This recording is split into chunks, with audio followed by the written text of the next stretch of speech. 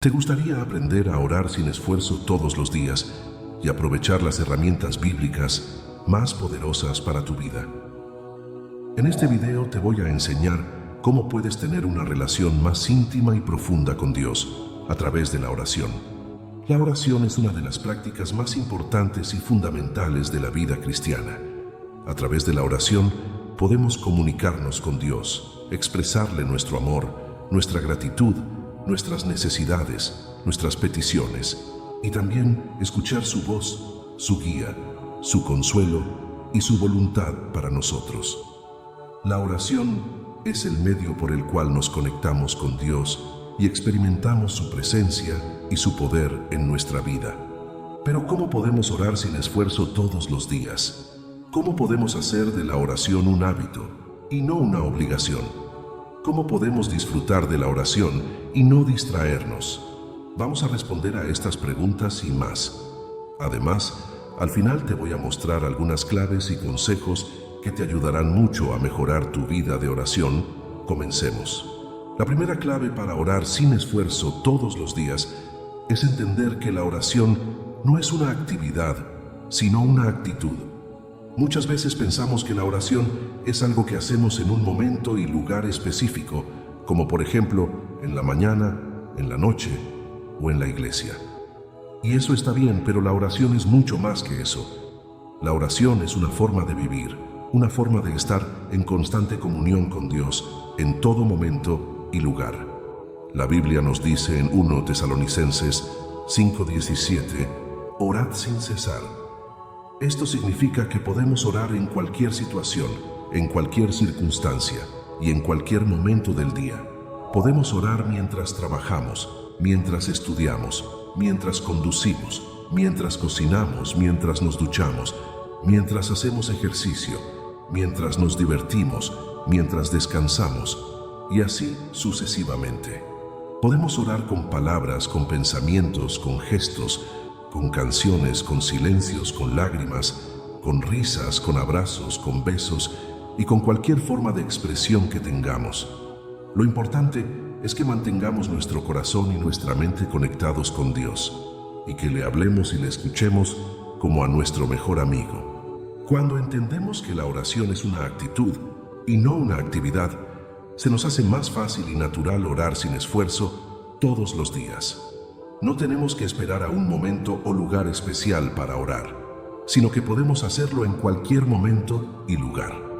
No tenemos que sentirnos culpables o frustrados si no podemos dedicarle mucho tiempo a la oración, sino que podemos aprovechar cada oportunidad que tengamos para orar.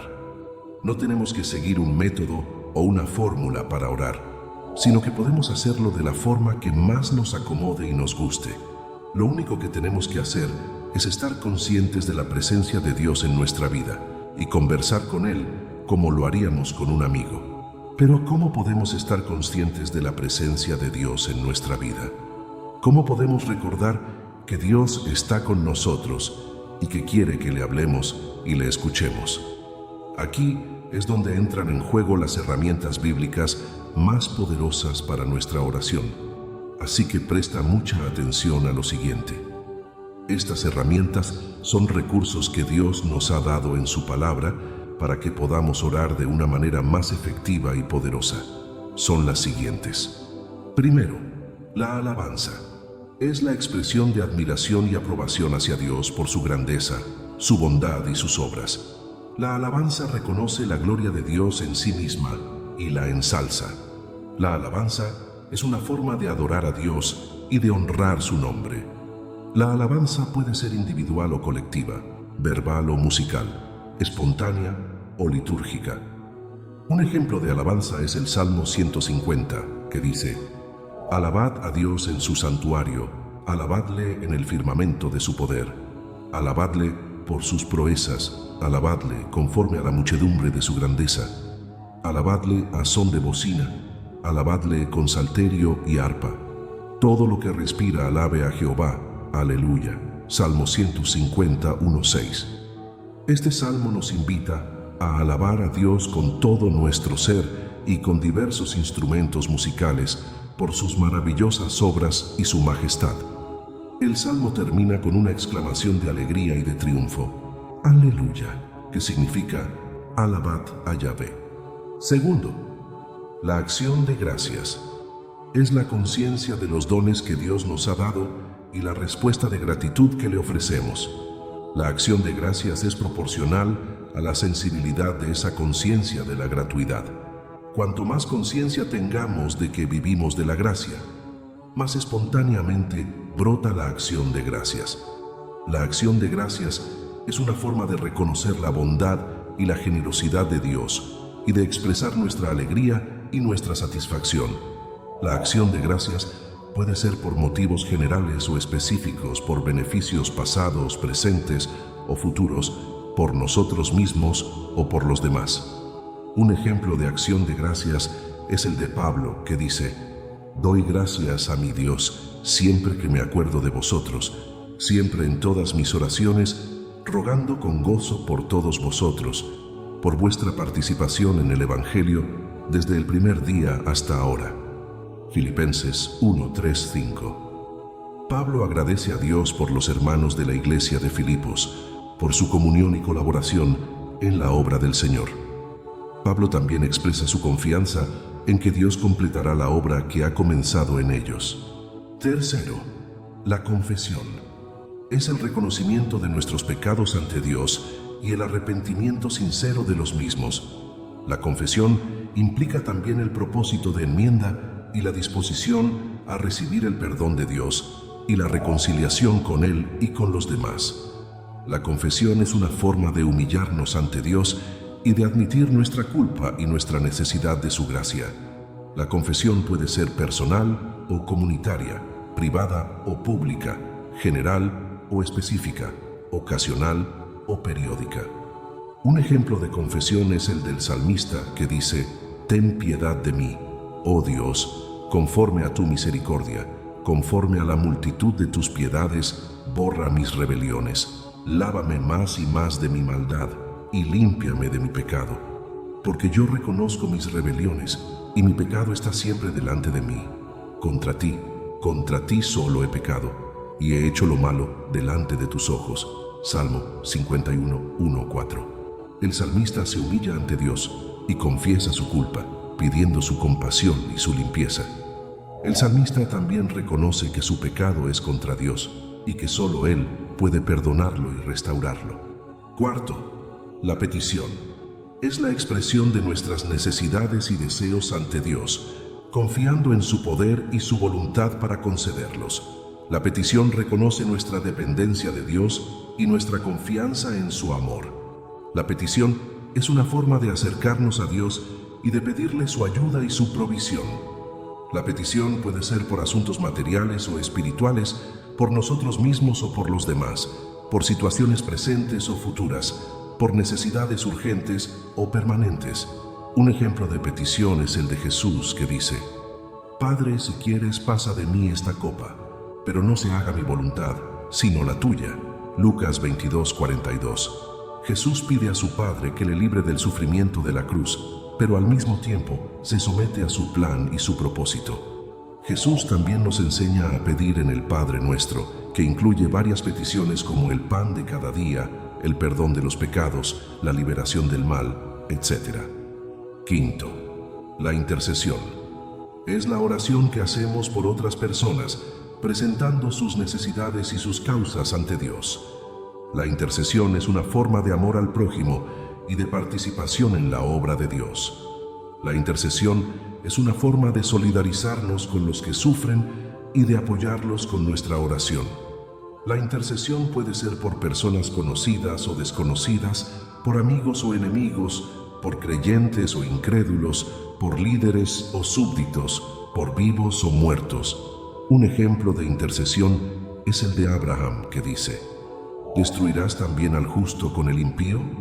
Quizá haya 50 justos dentro de la ciudad.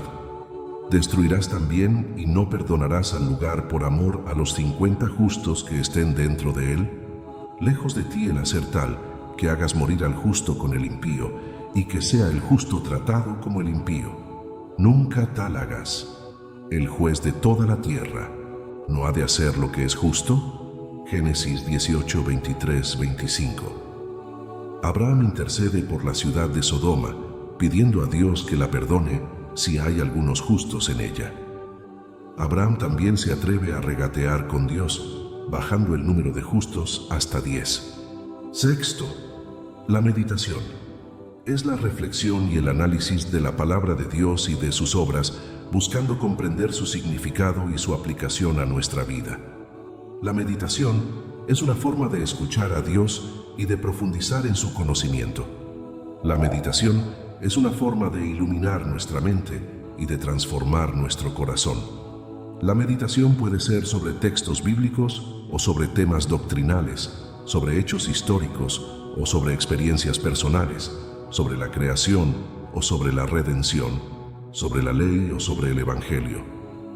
Un ejemplo de meditación es el de Josué, que dice: «Nunca se apartará de tu boca este libro de la ley, sino que de día y de noche meditarás en él, para que guardes y hagas conforme a todo lo que en él está escrito, porque entonces harás prosperar tu camino y todo te saldrá bien». Josué 1:8.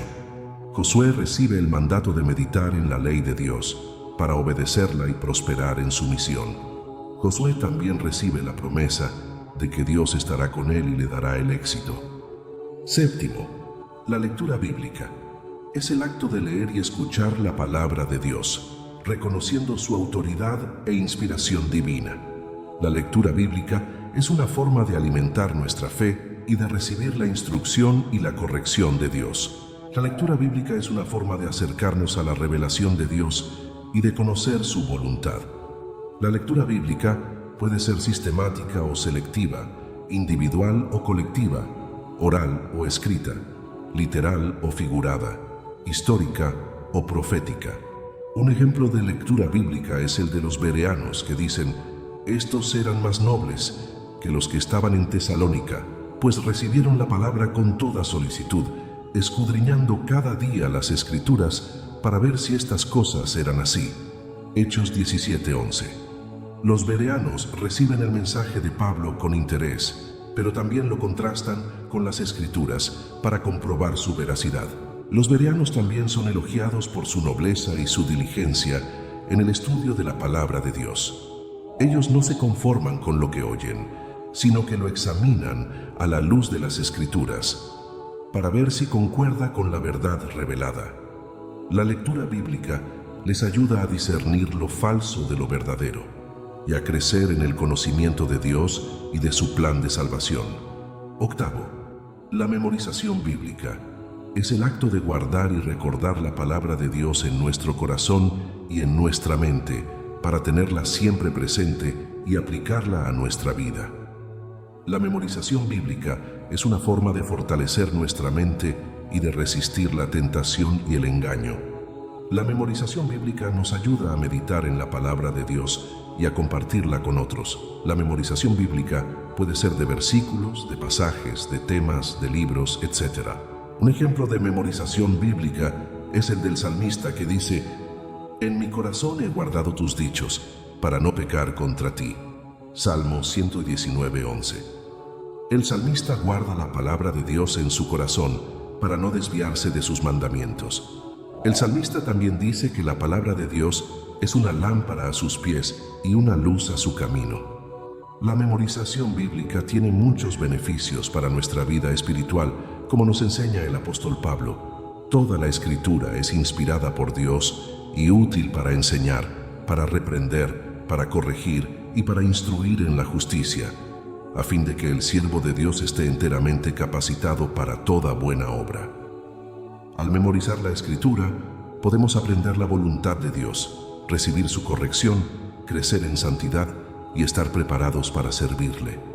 Algunos consejos prácticos para memorizar la Biblia son: diversificar las elecciones, escoger textos que sean relevantes, variados y equilibrados, que abarquen diferentes géneros, temas y autores bíblicos. También nos puede ayudar a llevar el texto durante el día, escribirlo, leerlo, escucharlo, repetirlo en diferentes momentos y lugares para que se fije en la memoria. Además de esto, debemos buscar entender, sentir y aplicar, no memorizar sin pensar, sino reflexionar sobre el significado, el propósito y la implicación del texto y cómo afecta a nuestra vida y a nuestro corazón. Por último, puedes intentar convertir el texto en una oración. Usar el texto para hablar con Dios, agradecerle, alabarle, pedirle, confesarle, etc. Y así hacerlo más personal y significativo. Noveno, la declaración bíblica. Es el acto de proclamar y afirmar la palabra de Dios con nuestra boca, reconociendo su verdad y su poder. La declaración bíblica es una forma de confesar nuestra fe y de declarar las promesas y los propósitos de Dios para nuestra vida. La declaración bíblica es una forma de activar nuestra fe y de liberar el poder de Dios en nuestra situación. La declaración bíblica puede ser de bendición, de victoria, de sanidad, de protección, de prosperidad, etc. Un ejemplo de declaración bíblica es el de Pablo, que dice: porque no me avergüenzo del Evangelio, porque es poder de Dios para salvación a todo aquel que cree, al judío primeramente y también al griego. Romanos 1:16. Pablo declara con valentía su fe en el Evangelio, que es el mensaje de la salvación por medio de Cristo y que tiene el poder de transformar vidas. Pablo también dice que el Evangelio es para todos, sin distinción de raza o cultura. La declaración bíblica tiene un gran impacto en nuestra vida espiritual, como nos enseña el autor de Hebreos, porque la palabra de Dios es viva y eficaz y más cortante que toda espada de dos filos, y penetra hasta partir el alma y el espíritu, las coyunturas y los tuétanos, y discierne los pensamientos y las intenciones del corazón. Hebreos 4:12. Al declarar la palabra de Dios, podemos experimentar su poder y su presencia, que nos examina, nos purifica, nos consuela y nos guía. Algunos consejos prácticos para declarar la Biblia son: escoger textos que sean apropiados, veraces y edificantes, que se ajusten a la situación, al contexto y al propósito de la declaración, y que estén de acuerdo con el resto de la Escritura.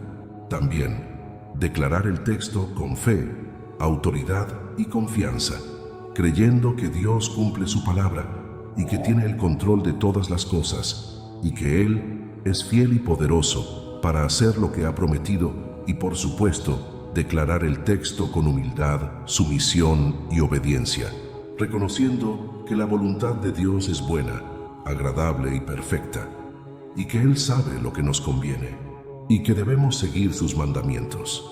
Estas herramientas bíblicas son como los ingredientes de una receta que podemos combinar y variar según nuestro gusto y necesidad. No tenemos que usarlas todas al mismo tiempo, ni en un orden específico, ni en una cantidad determinada. Podemos usarlas según el momento, el lugar y la situación en la que nos encontremos.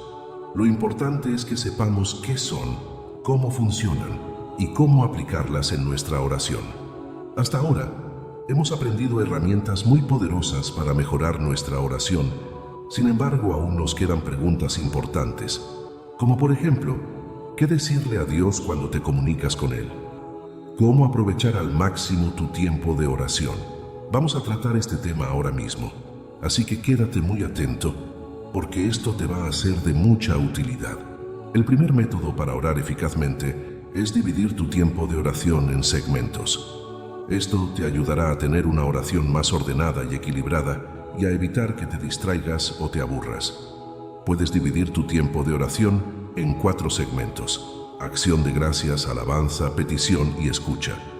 Cada uno de estos segmentos tiene una función y una importancia específica en tu oración. Veamos cada uno de ellos con más detalle. El primer segmento es la acción de gracias. Este es el momento en el que le agradeces a Dios por todo lo que ha hecho por ti, por todo lo que te ha dado y por todo lo que es. La acción de gracias es una forma de reconocer la bondad y la fidelidad de Dios en tu vida y de expresarle tu gratitud y tu amor.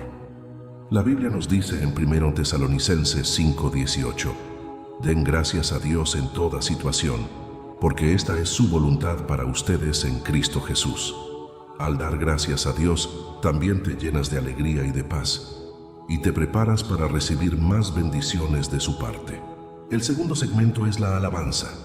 Este es el momento en el que le dices a Dios cuán grande y maravilloso es y cuánto lo admiras y lo respetas. La alabanza es una forma de exaltar y glorificar el nombre de Dios y de reconocer su poder y su soberanía sobre todas las cosas. La Biblia nos dice en Salmos 156 que todo lo que respira alabe al Señor. Al alabar a Dios, también te acercas más a Él y entras en su presencia y en su intimidad. El tercer segmento es la petición. Este es el momento en el que le pides a Dios por tus necesidades, tus deseos, tus sueños y también por los de otras personas. La petición es una forma de confiar en Dios y de depositar en sus manos todo lo que te preocupa o te aflige. La Biblia nos dice en Filipenses 4:6, no se inquieten por nada, más bien en toda ocasión, con oración y ruego, presenten sus peticiones a Dios y denle gracias. Al pedirle a Dios, también te humillas ante Él y reconoces que Él es tu proveedor y tu protector. El cuarto y último segmento es la escucha. Este es el momento en el que le prestas atención a Dios y te dejas guiar por su voz y por su espíritu. La escucha es una forma de aprender de Dios y de recibir su sabiduría y su dirección para tu vida. La Biblia nos dice en Juan 10:27, mis ovejas oyen mi voz, yo las conozco y ellas me siguen.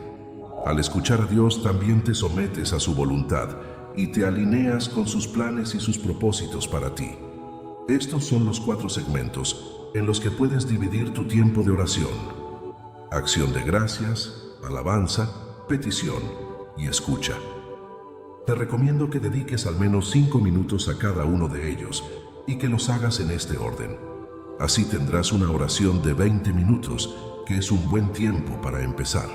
Luego puedes ir aumentando el tiempo según tu disponibilidad y tu deseo. Lo importante es que seas constante y disciplinado en tu oración y que la hagas todos los días. Ahora bien, llegamos a una parte muy importante del video. Te voy a revelar cómo escuchar la voz de Dios en tu oración, cómo saber si lo que oyes es de Dios o no, cómo distinguir entre la voz de Dios, la voz de tu mente y la voz del enemigo. Esto es lo que te voy a contar a continuación, así que presta mucha atención. Para escuchar la voz de Dios en tu oración, necesitas 3 cosas: silencio, fe y discernimiento. Veamos cada una de ellas. El silencio es la condición para poder escuchar a Dios. Si tu mente está llena de ruido, de distracciones, de preocupaciones o de pensamientos negativos, no podrás oír lo que Dios te quiere decir. Por eso, necesitas buscar un lugar tranquilo y apartado, donde puedas estar a solas con Dios y donde puedas enfocar tu atención en Él. También necesitas silenciar tu propia voz y dejar de hablar por un momento para darle espacio a Dios para que te hable. La Biblia nos dice en Salmos 46:10, quédense quietos, reconozcan que yo soy Dios. Al hacer silencio, también te abres a la acción y a la inspiración del Espíritu Santo, que es el que te revela la verdad de Dios. En segunda instancia tenemos la fe. La fe es la actitud para poder escuchar a Dios. Si no crees que Dios te puede hablar, o que te quiere hablar, o que te está hablando, no podrás oír lo que Dios te quiere decir. Por eso, necesitas tener fe y confianza en que Dios se comunica contigo y en que Él tiene algo que decirte.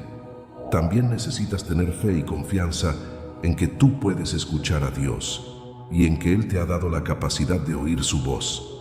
La Biblia nos dice en Hebreos 11:6, sin fe es imposible agradar a Dios, ya que cualquiera que se acerca a Dios tiene que creer que Él existe y que recompensa a quienes lo buscan. Y por último, el discernimiento. El discernimiento es la habilidad para poder escuchar a Dios. Si no sabes cómo reconocer la voz de Dios o cómo diferenciarla de otras voces, no podrás oír lo que Dios te quiere decir. Por eso, necesitas desarrollar el discernimiento, que es la capacidad de juzgar y de evaluar lo que oyes, según la palabra de Dios y según el fruto que produce. La Biblia nos dice en 1 Juan 4:1, queridos hermanos, no crean a cualquiera que pretenda estar inspirado por el Espíritu, sino sométanlo a prueba para ver si es de Dios. Al discernir, también te aseguras de que lo que oyes es de Dios, y no de tu mente o del enemigo. Estas son las 3 cosas que necesitas para escuchar la voz de Dios en tu oración: silencio, fe y discernimiento. Te invito a que las practiques y las apliques en tu vida, y verás cómo tu oración se transforma y se enriquece. Verás cómo Dios te habla, te enseña, te corrige, te consuela, te anima, te bendice y te revela su voluntad para ti. Verás cómo tu relación con Dios se fortalece y se profundiza, y cómo tu vida se llena de su presencia y de su amor. Estamos llegando al final del video. Sin embargo, te invito a que te quedes a escuchar lo siguiente, porque voy a indicarte cómo puedes evitar caer en la rutina, en la monotonía, en la repetición de fórmulas o palabras vacías. Algunas veces podemos sentir que no tenemos tiempo, que estamos ocupados, que tenemos otras prioridades, o quizás podemos experimentar sequedad, desánimo, dudas, tentaciones. ¿Qué hacer en estos casos? ¿Cómo mantener viva nuestra relación con Dios a través de la oración? Vamos a averiguarlo. Aquí es donde entra el concepto de flexibilidad y perseverancia en la oración. Veamos qué significa cada uno de estos términos y cómo podemos ponerlos en práctica. La flexibilidad significa adaptarse a las circunstancias, a las necesidades, a los cambios. En la oración significa ser capaces de variar nuestra forma de orar según el momento, el lugar, el estado de ánimo, la inspiración. No se trata de cambiar el contenido o el sentido de la oración, sino el modo, el estilo, el lenguaje. Por ejemplo, si estamos en un lugar ruidoso, podemos optar por una oración mental, silenciosa, interior. Si estamos en un lugar tranquilo, podemos orar en voz alta, con cantos, con alabanzas. Si estamos alegres, podemos orar con gratitud, con acción de gracias, con gozo. Si estamos tristes, podemos orar con confianza, con esperanza, con consuelo. La Biblia nos da muchos ejemplos de flexibilidad en la oración. Uno de ellos es el de David, el rey de Israel, que compuso muchos salmos que son oraciones en forma de poesía, de canción, de lamento, de súplica, de alabanza.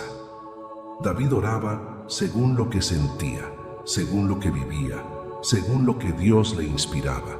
Podemos leer algunos de sus salmos en el libro de los Salmos, como el Salmo 23, el Salmo 51, el Salmo 103, entre otros. Otro ejemplo es el de Pablo, el apóstol de los gentiles, que oraba de diferentes maneras según las situaciones que enfrentaba. Podemos leer algunas de sus oraciones en sus cartas, como la oración por los Efesios, en Efesios 3, 14, 21, la oración por los Filipenses en Filipenses 1, 3, 11, la oración por los Colosenses en Colosenses 1, 9, 14, entre otras. La flexibilidad en la oración nos ayuda a no aburrirnos, a no caer en la rutina, a no perder el interés, a no desanimarnos. Nos ayuda a estar siempre atentos a lo que Dios nos quiere decir, a lo que Dios nos quiere mostrar, a lo que Dios nos quiere pedir. Nos ayuda a ser creativos, a ser originales, a ser espontáneos. Nos ayuda a orar con el corazón, con el alma, con el espíritu. Pero la flexibilidad no es suficiente. También necesitamos perseverancia. Perseverancia significa constancia, firmeza, fidelidad. En la oración significa no dejar de orar, no abandonar la oración, no renunciar a la oración. Significa orar siempre, orar en todo momento, orar sin cesar. La oración es como el alimento del alma, como el oxígeno del espíritu, como el latido del corazón. Sin oración nos debilitamos, nos asfixiamos, nos morimos. Por eso la perseverancia en la oración es vital, es indispensable, es imprescindible. Pero perseverar en la oración no es fácil. Requiere esfuerzo, disciplina, voluntad. Requiere vencer la pereza, la distracción, la tentación. Requiere tener un plan, una rutina, un hábito. Requiere tener un tiempo, un lugar, un método. La Biblia también nos da muchos ejemplos de perseverancia en la oración. Uno de ellos es el de Daniel, el profeta que fue llevado al exilio en Babilonia, que oraba 3 veces al día, de rodillas, mirando hacia Jerusalén, su ciudad natal. Daniel no dejó de orar ni siquiera cuando el rey Darío prohibió cualquier oración que no fuera dirigida a él, y por eso fue arrojado al foso de los leones. Pero Dios lo protegió y lo libró de la muerte. Podemos leer su historia en el libro de Daniel, capítulos 6 y 9. Otro ejemplo es el de Jesús, el Hijo de Dios hecho hombre, que oraba constantemente, en todo momento, en todo lugar. Jesús oraba al amanecer, al atardecer, en la noche, en la montaña, en el desierto, en el templo, en la sinagoga, en la casa, en el barco, en la cruz. Jesús oraba con sus discípulos, con sus amigos, con los enfermos, con los pecadores, con los niños, con su Padre. Podemos leer sus oraciones en los evangelios, como la oración del Padre Nuestro en Mateo 6, 9, 13, la oración en el huerto de Getsemaní, en Mateo 26, 36, 46, la oración en la cruz en Lucas 23, 34, 46, entre otras. La perseverancia en la oración nos ayuda a no olvidarnos de Dios, a no alejarnos de Dios, a no separarnos de Dios. Nos ayuda a estar siempre unidos a Dios, a estar siempre en comunión con Dios, a estar siempre en sintonía con Dios. Nos ayuda a crecer en la fe, en la esperanza, en el amor. Nos ayuda a orar con confianza, con humildad, con obediencia. Hemos llegado al final de este video. Espero que te haya gustado y te haya parecido útil. Si quieres, puedes compartirlo con amigos y familiares para que ellos también mejoren su oración.